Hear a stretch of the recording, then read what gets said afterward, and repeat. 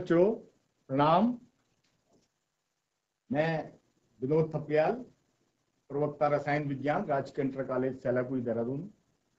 जैसे बच्चों पिछले सेशन में मैं आप लोगों से चर्चा कर रहा था कि धातु और अधातु के मैंने भौतिक गुणों में अंतर था वो मैंने आप लोगों को क्लियर कर दिया था, और मैं दूसरे टॉपिक उनके रासायनिक गुणों पर आपसे चर्चा कर रहा था। रासायनिक गुणों में मैंने एक चर्चा आपसे की थी कि वो वायु के साथ अभिक्रिया करके धातु क्या बनाते हैं। तो मेरी बात आपसे हुई थी कि मैंने कहा, मुख्य रूप से मैंने ये कहा था कि अगर हम किसी धातु की वायु से अभिक्रिया करवा रहे हैं, देखिए वायु की बात जब मैं कर रहा हूं बच्चों, वायु की जब मैं बात कर रहा हूं आप लोगों से, तो वायु का मतलब मैंने पिछले सेशन में आपसे बात की थी कि O2, और O2 ही क्यों लेते हैं हम, क्योंकि मुख्य रूप से मैंने कहा था दो प्रकार की गैस पाई जाती है, N2 और O2। O2 क्या होती है, ज्यादा रिएक्टिव होती है, और इसके साथ अभिक्रिया करके ये क्या बनाते हैं, धातु ऑक्साइड बनाते हैं। क्या बनाते हैं, ये धातु ऑक्साइड बनाते हैं, ये धातु ऑक्साइड बनाते हैं। ठीक हो गया, ये बात हुई थी। अब आप लोगों ने अपनी किताब में देखा होगा एक चीज आती है कि अगर हम देखो, एक है कि अगर मैग्नीशियम रिबन को अगर हम वायु के साथ जलाते हैं, ठीक है, तो क्या होता है। तो देखो अब हम ये इसमें ये क्लियर करना चाह रहे हैं कि ये धातु ऑक्साइड जो धातुएं बनाती हैं, जो ऑक्साइड, ये कैसी प्रवृत्ति का होता है। ठीक है, तो देखो बच्चों क्या करते हैं कि अगर हम देखो ये कह रहे हैं कि अगर हमने जो है देखो Mg प्लस O2 तो इक्वल टू बनाइए ट्वाइस MgO। ठीक हो गया। तो अगर ये जो ट्वाइस MgO है या ट्वाइस MgO है, इसको हमने अगर H2O के साथ विलयन बनाया इसका, और इसका अगर हम लिटमस परीक्षण करें। अब एक बात और आ रही है कि लिटमस परीक्षण, देखो बच्चों अगर आपने पिछले सेशंस में पढ़ा होगा अम्ल क्षार और लवण, तो अम्ल क्षार और लवण का कैसे पहचान करते हैं हम, लिटमस पेपर के द्वारा भी हम उसका क्या करते हैं, उसकी पहचान कर सकते हैं। तो अगर हम इसका लिटमस परीक्षण करें, मतलब इसका जो ये सफेद रंग का MgO की जो राख मिली, अगर हम इसको जो है हम किसमें प्रभावित करें, लिटमस पेपर में प्रभावित करें, तो ये क्या कर देता है, लाल लिटमस पेपर को किसमें बदल देता है, नीले लिटमस पेपर में बदल देता है। तो देखो जितने भी क्षार होती हैं वो क्षार क्या करती है, लाल लिटमस पेपर को नीले में बदल देती हैं, और जो अम्ल होते हैं वो नीले लिटमस पेपर को लाल लिटमस पेपर में बदल देते हैं।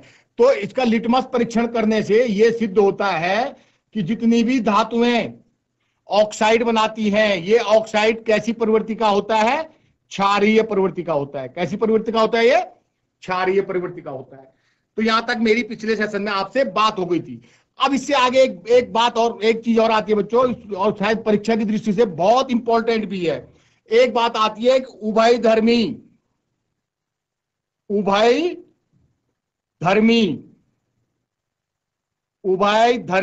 ऑक्साइड से क्या समझते हो।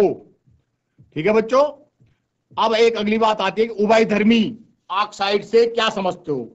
ये हमारे पास एक वो है नई टॉपिक है, बहुत इंपॉर्टेंट है, बोर्ड परीक्षा के हिसाब से कई बार पूछा जाता है कि आप उभय धर्मी ऑक्साइड से क्या समझते हो।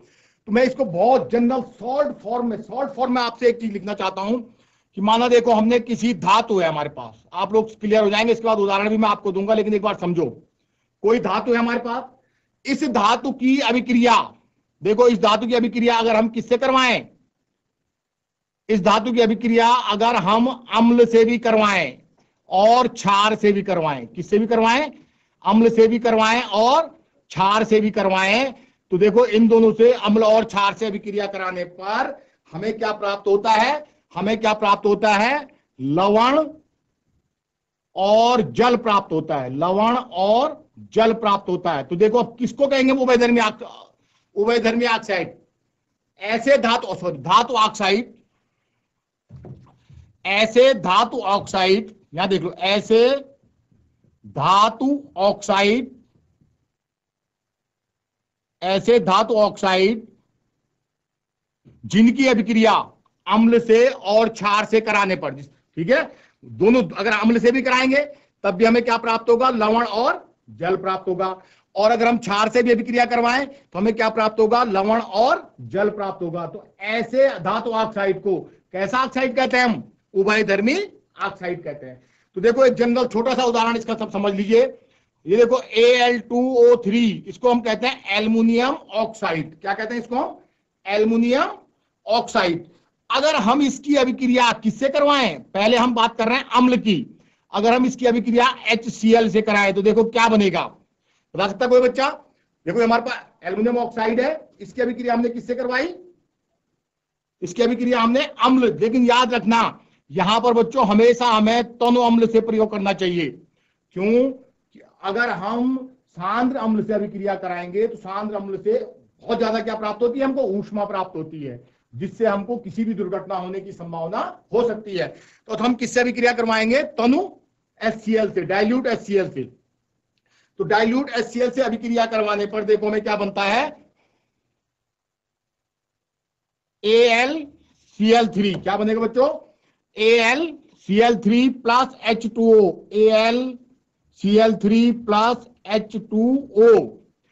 अब देखो अभी अब बात आ रही है कि पहले थोड़ा आप लोग और वैसे तो आप लोगों ने लास्ट ईयर पढ़ा होगा अम्ल, क्षार और लवण क्या होते हैं, पर थोड़ा मैं इस पे और चर्चा कर लूं कि अब लवण बन रहा है तो हम किसको लवण कहेंगे? देखो बच्चों, हाइड्रोजन आयन सांद्रण के आधार पर अम्ल, क्षार और लवण की थोड़ा सा शॉर्ट में बता देता हूं आपको।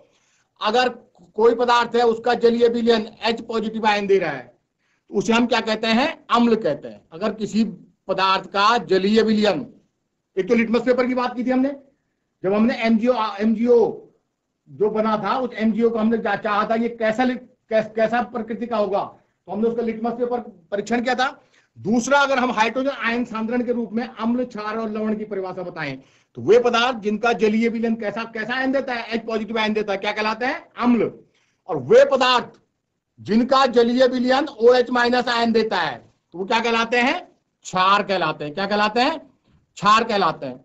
और वे पदार्थ जिनका जलीय विलयन प्लस आयन और माइनस आयन तो देगा लेकिन वो H पॉजिटिव और OH माइनस आयन नहीं होता है।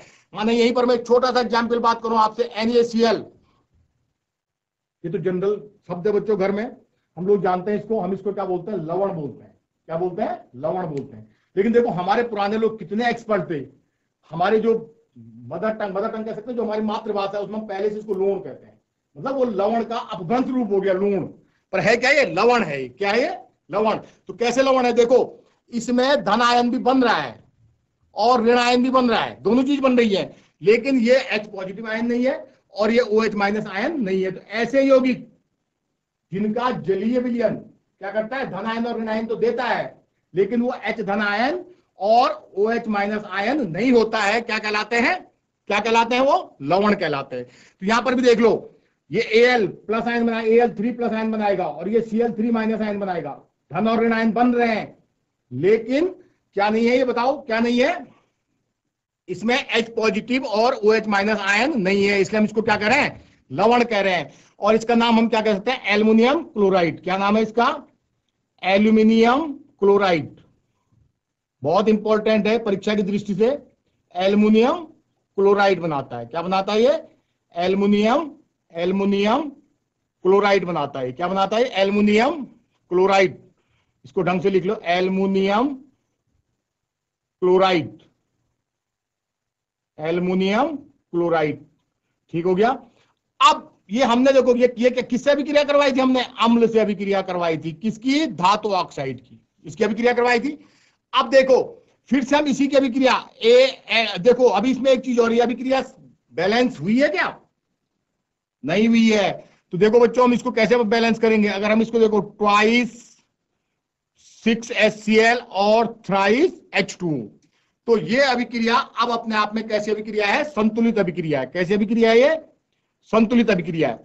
अब यही देखिए Al2O3, अगर हम इसकी अभिक्रिया किससे करवाएं? NaOH से। तो देखो अब यहीं पर देखो इस HCl को मैंने अम्ल क्यों कहा और इसको क्षार क्यों कहा? अगर देखिए इसका जलीय विलयन बनाएंगे हम, अगर हम HCl का जलीय विलयन बनाएंगे तो H पॉजिटिव और Cl नेगेटिव आयन में टूटेगा। ठीक हो गया। अगर हम NaOH का बनाते हैं तो ये क्या देखो क्या बनाएगा? Na पॉजिटिव और OH माइनस बनाएगा। ठीक हो गया। तो देखो जब हम बात करें किसको हम अम्ल कहेंगे और किसको क्षार कहेंगे, तो देखो वे यौगिक जिनका जलीय विलयन हमको क्या कर रहा है? H पॉजिटिव आयन दे रहा है, वे जलीय, वे यौगिक जिनका जलीय विलयन हमको क्या दे रहा है, OH माइनस आयन दे रहा है।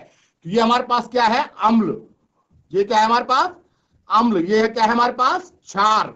और जब हम लवण की बात कर रहे थे तो देखो धन और ऋण आयन तो मिल रहे हैं, लेकिन वो H पॉजिटिव और OH माइनस आयन नहीं है। तो किस प्रकार के यौगिक को हम अम्ल और क्षार कहते हैं। तो थोड़ा हल्का अब देखो यहां पर आ जाओ। अब हम बात कर रहे थे उभयधर्मी ऑक्साइड की। तो हमने क्या कहा, उभयधर्मी ऑक्साइड, जब कोई धातु ऑक्साइड अम्ल या क्षार से अभिक्रिया करे तो लवण और जल बनाता है।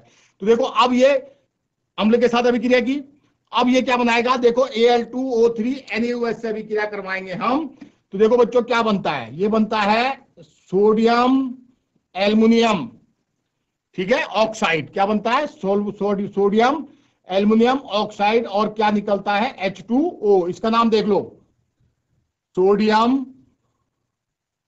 Aluminium, sodium aluminium oxide.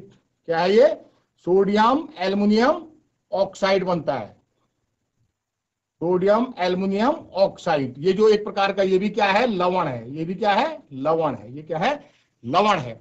अब बात आती है, हमने इस अभिक्रिया को क्या करना है, बैलेंस करना है। क्या करना है, इसको बैलेंस करना। तो मुझे लगता है अगर हम इसको 2 से, तो अब लगता है मुझे कि ये अभिक्रिया क्या हो गई हमारी, बैलेंस हो गई है। क्या, अब ये अभिक्रिया हमारी क्या हो गई है, बैलेंस हो गई है। तो अब क्लियर हो गया उभयधर्मी ऑक्साइड से क्या समझते हो। तो क्लियर, अब 2 चीजें क्लियर हो गई बच्चों। एक तो मैं धातुओं की अगर हम वायु से अभिक्रिया करवाएं तो क्या बनता है, तो धातुओं की वायु से अभिक्रिया करवाने पर हमने कहा था धातु ऑक्साइड प्राप्त होते हैं। और जिन धातु ऑक्साइडों की प्रवृत्ति क्या होती है, क्षारीय होती है। अगली बात आती है कि उभयधर्मी ऑक्साइड से क्या समझते हैं। तो वे धातु ऑक्साइड जो क्या करते हैं, अम्ल और क्षार से अभिक्रिया कराने पर, देखो अम्ल और क्षार से अभिक्रिया कराने पर, देखो लवण ये भी लवण है और ये भी लवण है। तो लवण और जल देते हैं। इस प्रकार के ऑक्साइड को हम क्या कहते हैं, उभयधर्मी ऑक्साइड कहते हैं। तो यहां पर जो एल्युमिनियम ऑक्साइड है, ठीक है बच्चे, क्या है ये, एल्युमिनियम ऑक्साइड। जो ये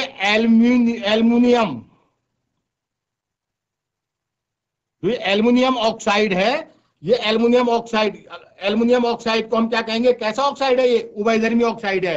और क्यों है उभयधर्मी ऑक्साइड, क्योंकि ये क्या कर रहा है, अम्ल और क्षार से अभिक्रिया करवाने पर लवण और जल दे रहा है। अब दूसरा कैरेक्टर आता है बच्चों, धातु। अभी हम धातुओं की बात कर रहे हैं, अधातु की तो हमने अभी बात ही नहीं करी, हम धातुओं के रासायनिक गुण बता रहे हैं आपको। अब इसके बाद दूसरा गुण आता है हमारा, धातुओं की जल से अभिक्रिया। धातुओं की जल से अभिक्रिया, जल H2O से अभिक्रिया, H2O से अभिक्रिया, धातुओं की जल H2O से अभिक्रिया। अब देखो इसमें देखो बच्चों, हम अगर धातु की, देखो यहीं पर समझ लो, मैं अगर हम धातु की अभिक्रिया जल से करवा रहे हैं तो देखो हमें क्या प्राप्त होता है, हमें 2 चीजें प्राप्त होती है। हमें धातु ऑक्साइड या धातु हाइड्रोक्साइड, धातु हाइड्रोक्साइड प्लस हाइड्रोजन गैस प्राप्त होती है। प्लस क्या होती है, हमको हाइड्रोजन गैस प्राप्त होती है। प्लस हमको हाइड्रोजन गैस प्राप्त होती है, ठीक है। और फिर से अगर ये धातु ऑक्साइड, ये धातु ऑक्साइड भी अगर जल से अभिक्रिया करे तो ये भी पुनः क्या बना देता है, धातु हाइड्रोक्साइड बनाता है। क्या बनाता है, धातु हाइड्रोक्साइड बनाता है। अब देखो इस पर और चर्चा करते हैं। अब बात ये आ रही है कि कौन सा धातु ऑक्साइड बनाएगा और कौन सी धातु हाइड्रोक्साइड बनाएगी। याद रखना बच्चों, जो अधिक क्रियाशील धातु हैं, इनकी बात कर रहा हूं मैं, जो ये अधिक क्रियाशील धातुएं हैं, ये हमेशा क्या बनाती हैं, धातु हाइड्रोक्साइड बनाती हैं। क्या बनाती हैं, धातु हाइड्रोक्साइड बनाती हैं। और ये जो मध्यम क्रियाशील है, माना यहीं पर अभी उदाहरण ले लूं मैं Fe का, तो Fe Fe क्या करेगा, धातु ऑक्साइड बनाएगा। ठीक है, तो जो अधिक क्रियाशील धातु है ऊपर से देखो sodium, sorry potassium, sodium, calcium, ये क्या बनाएंगी, धातु हाइड्रोक्साइड बनाएंगी। अब कैसे बनाएंगे देखो, मैं अभिक्रिया करके समझाता हूं। ये बच्चों देखो Na हमारे पास क्या है, Na सोडियम। अगर हम सोडियम की अभिक्रिया किससे करवाएं, H2O से करवाएं, तो क्या बनाता है, देखो ये बनाता है सोडियम हाइड्रोक्साइड। इसको कहते हैं हम सोडियम हाइड्रोक्साइड, सोडियम हाइड्रोक्साइड बनाता है। क्या बनाता है, सोडियम हाइड्रोक्साइड और प्लस H2। अब यहां पर एक बात और आ रही है भाई, एक चीज और मैं तुमको क्लियर कर दूं। मैं यहां पर ये H2 के बाद, कई बार आप किताबों में भी देखोगे बच्चों, कहीं ऐसा निशान होता है और कहीं, जैसे अगर मैं बात करूं, कहीं कहीं पर अगर लिखा होगा AgCl और उसके नीचे ऐसा निशान बना होगा, तो क्या ये मेरी शौक है मेरा कि मैंने बना दिया, ये नहीं। देखो बच्चों, जब ऐसा निशान होता है तो ये हमेशा गैसीय अवस्था को प्रदर्शित करता है, गैस को या गैसीय अवस्था को प्रदर्शित करता है। ठीक हो गया। और जब ये नीचे का ऐसा सिंबल होगा तो ये अवक्षेप को प्रदर्शित करता है। किसको प्रदर्शित करता है, अवक्षेप को प्रदर्शित करता है। ये चीज भी याद रखना। अगर एरो है जो ऊपर के लिए जिसका हेड है, वो हमेशा गैस को शो करेगा, और जो इस ढंग से नीचे को जो एरो होगा, ये किसको शो करेगा, अवक्षेप को शो करेगा। अब देखो बच्चों, इसमें एक बात, ये जो बना, इसमें मैं एक चीज और कर रहा हूं, प्लस इसमें ये भी लिखा होता है, देखना, प्लस ऊष्मा। अब इसमें एक प्रश्न बनता है, इस प्रश्न पर हम चर्चा कर लेते हैं। अभी एक प्रश्न ये बनता है कि जब हम सोडियम को जल में मिलाते हैं तो वो विस्फोट करता है, जबकि अगर हम कैल्शियम को मिलाएंगे तो वो विस्फोट नहीं करता, क्यों? इसका कारण है बच्चों, इसका कारण क्या है, क्यों विस्फोट करता है? देखिए यहां पर जो हमारे पास ये क्या बन रही है, H2 गैस बन रही है। ये H2 गैस जलने में सहायक होती है, ये आपको पता होगा, ये जलने में सहायक होती है।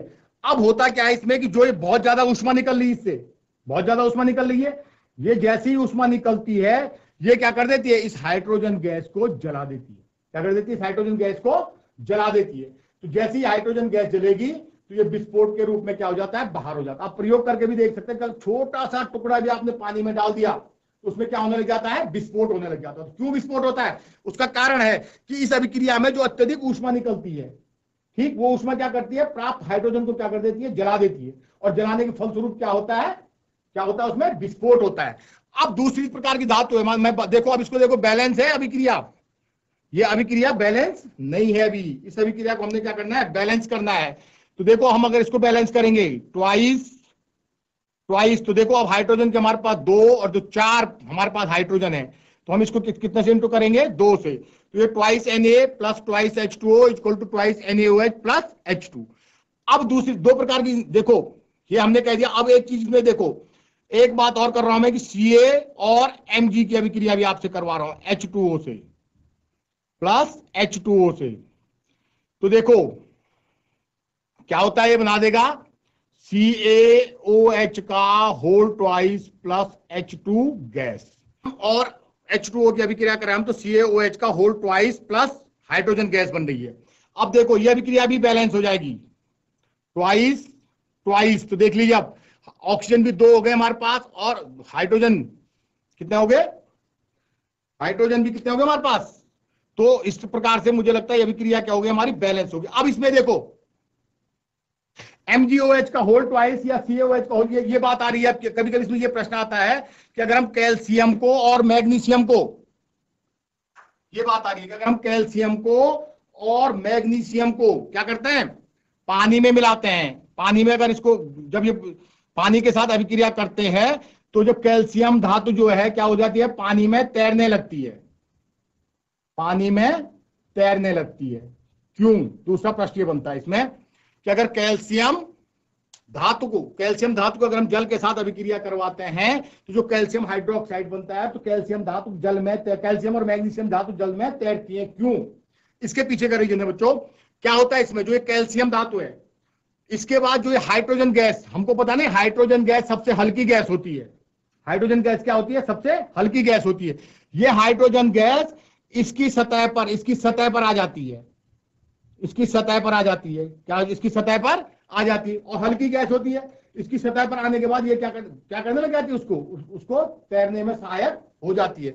तो कारण है कि ये हाइड्रोजन गैस इसकी सतह पर आ जाती है, और सतह पर आने के कारण ये क्या करती है, कैल्शियम और मैग्नीशियम धातु को तैरने में सहायक होती है।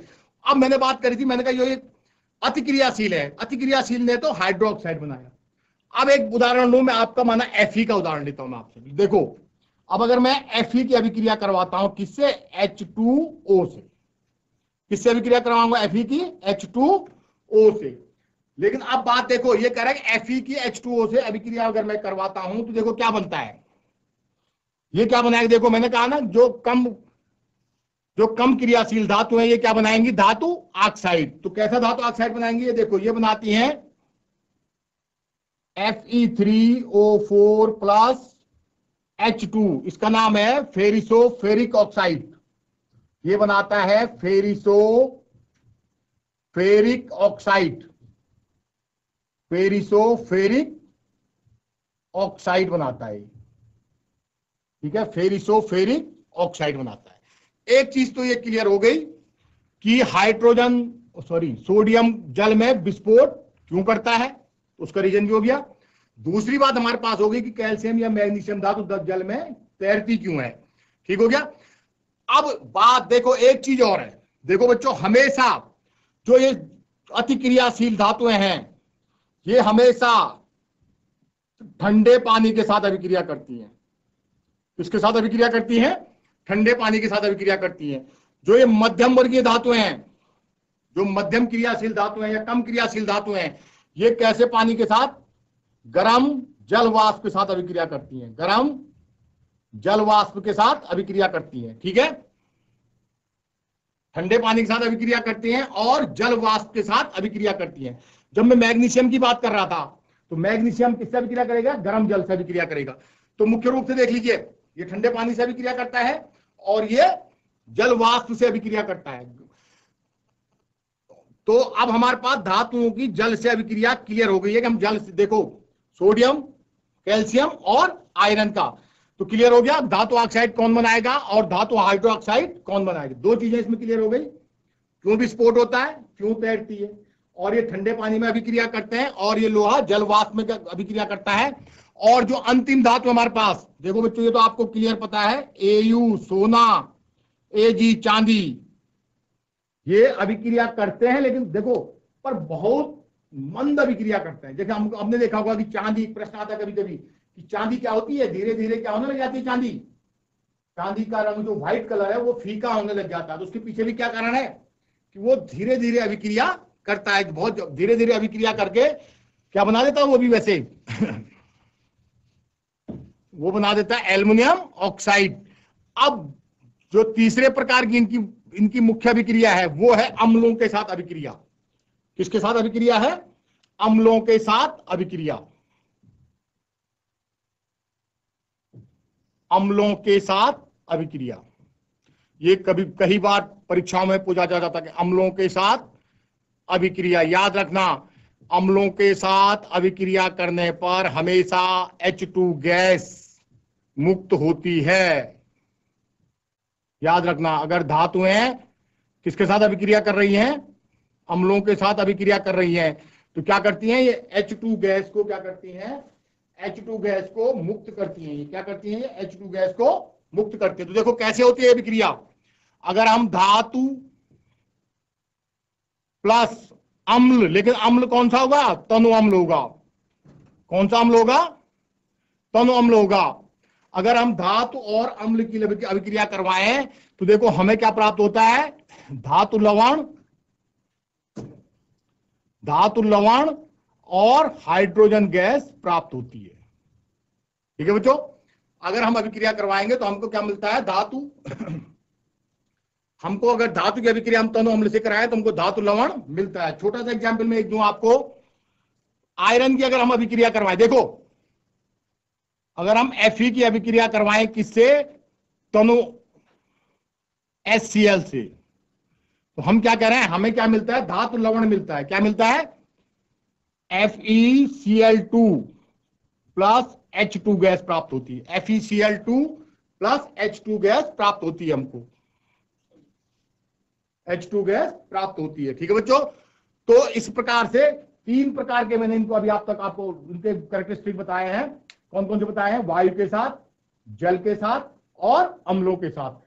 नेक्स्ट सेशन में हम चर्चा करेंगे आप लोगों से। अभी है ये जो है अन्य अन्य जो है धातु लवणों के साथ अभिक्रिया करके क्या बनाएंगे। अभी तो धातु लवण बना रहे हैं, और अगर हम सीधे इनकी अभिक्रिया धातु लवण से कराएं और हम धातु और अधातु की आपस में अभिक्रिया करवाएं तो क्या हमें प्राप्त होता है, इसको हम अगले सेशन में आपसे बात करेंगे। और उम्मीद है कि आप इसको आपने ध्यान से सुना होगा, समझने की कोशिश की होगी। धन्यवाद।